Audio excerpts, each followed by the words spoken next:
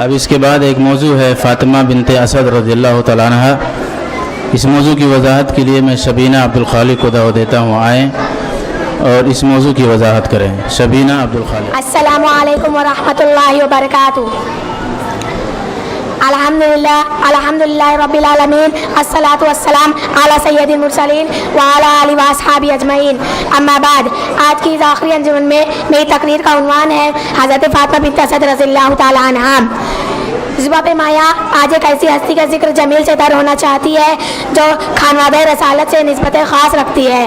آپ کی وطن سے وہ مایا ناز ہستیاں پیدا ہوئی جن پر اسلامی تاریخ ہمیشہ ناز کرتی رہے گی، اور آپ کی آغوش میں ایسے قلندر پروان چڑھے جنہوں نے شجر اسلام کو اپنے خون سے سینچا اور جن کی خارج گاف تلوار نے باطل کا سر قلم کر دیا.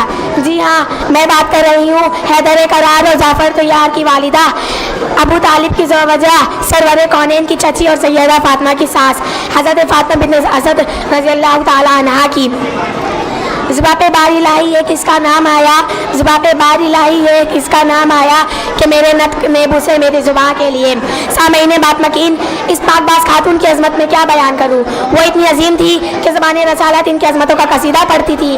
محسن انسانیت حضرت محمد مصطفیٰ صلی اللہ علیہ وسلم فرماتے ہیں، چچا ابو طالب کے بعد میری چچی سیدہ فاطمہ کا مجھ پر احسان عظیم ہے، لیکن اسی پر بے پایہ عظمتوں کی فہرست ختم نہیں ہو جاتی. بارگاہ نبوت کے کتنے ماہ کو عاقب آشش کر اٹھے جب آپ نے وقت انتقال چچی کے لیے اپنی قمیص عنایت فرمائی اور آپ کی قبر میں سوئے اور کہا کہ اس سے چچی کے لیے برزخ کی منزل آسان ہو جائے گی. گھر کے اندر اسلامی ماحول قائم کرنے اور اولاد کی تربیت اور مثالی خاندان کے لیے جب ہم کبھی خواتین کی مثالیں دیں گے تو ہماری نظر حضرت فاطمہ بنت اسد رضی اللہ تعالی عنہا پر ضرور پڑے گی. اللہ کے لیے قربانی کی بات ہو، صبر برداشت کا معاملہ ہو، اللہ کے لیے گھر بار معلوم متا چھوڑ دینے کا معاملہ ہو، یا خود بھوکے رہ کر مہمانوں کو کھلا دینے کی بات ہو، یہ وہ نمایاں اوصاف ہے جو حضرت فاطمہ بنت اسد رضی اللہ تعالی عنہا کی زندگی میں جگمگاتی نظر آتی ہے.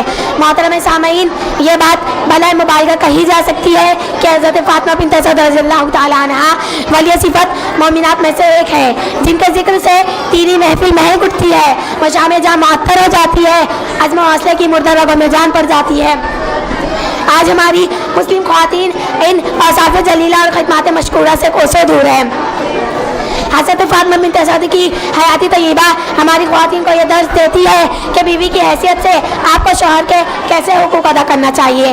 اگر آپ کی ڈھیر ساری اولادیں ہیں تو ان کی جسمانی اور روحانی تربیت کر کے ان کو مشت خاک اور فخر آسمان کیسے بنانا چاہیے. اگر دین کے لیے ہجرت کرنی ہے تو فکر ماضی، رنج حال اور غم فردار کو فراموش کر کے اور خود تقدیر کے حوالے محض اللہ پر بھروسہ کر کے والہانہ انداز میں نامعلوم منزلوں پر کس طرح نکل پڑنا چاہیے. اگر آپ ساس ہیں تو بہو کے ساتھ آپ کو کس طرح کا برتاؤ کرنا چاہیے. اگر آپ گھر کے سفید و سیاہ کی مالک ہیں تو آپ کے گھر کی چہار دیواری میں غیر ضروری اخراجات اور دنیاوی تکلیفات سے کس قدر پاک ہونی چاہیے. آج ہمارے گھروں میں جوانار کی بے چینی، نفرت و انتقام کی جو آگ لگی ہے، نیز بے برکتی اور بے سکونی کا جو یہ دورہ ہے، ایسے میں حضرت فاطمہ بنت اسد ہمارے لیے مشعل راہ اور نسخہ کیمیا ہے. دعا ہے کہ اللہ تعالیٰ سیرت فاطمہ کے اجالے میں زندگی کا سفر طے کرنے کی توفیق عطا فرمائے. آمین. وآخر دعوانا الحمدللہ رب العالمین. السلام علیکم ورحمۃ اللہ وبرکاتہ. جزاک اللہ خیر و محسن الجزا. شبینہ کی تقریر پر خوش ہو کر کے انعامات دیے گئے، آپ سے لے جائیں.